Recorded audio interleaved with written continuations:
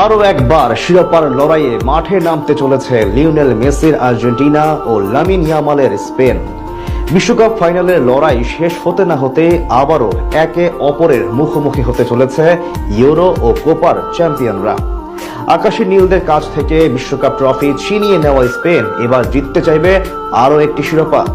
অন্যদিকে মেসিদের কাছে সুযোগ থাকছে ফাইনাল হারের বদলা নেওয়ার। বিশ্বকাপ শেষ হতে না হতেই তবে নতুন কোন লড়াইয়ে মাঠে নামতে চলেছে মেসি ইয়ামালরা, সেটাই জানবো রিপোর্টে।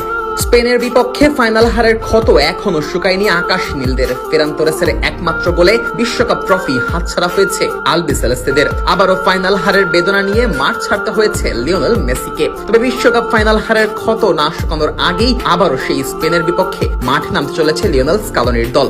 সুযোগ এসেছে ফাইনাল হারের বদলা নেওয়ার, সেই সাথে আরো এক ট্রফি নিজেদের নামে করার সুযোগটাও এসেছে আকাশ নীলদের সামনে। বিশ্বকাপের আগে ইউরোপ ও দক্ষিণ আমেরিকার চ্যাম্পিয়নদের মধ্যে ফিনালিসিমা ম্যাচ আয়োজনের কথা থাকলেও বিভিন্ন কারণে সেটি আর শেষ পর্যন্ত মাঠে গড়ায়নি। তবে 2026 বিশ্বকাপ ফাইনালে স্পেনের শিরোপা জয়ের পর আবারও সম্ভাবনা জেগেছে সেই ম্যাচ আয়োজনের।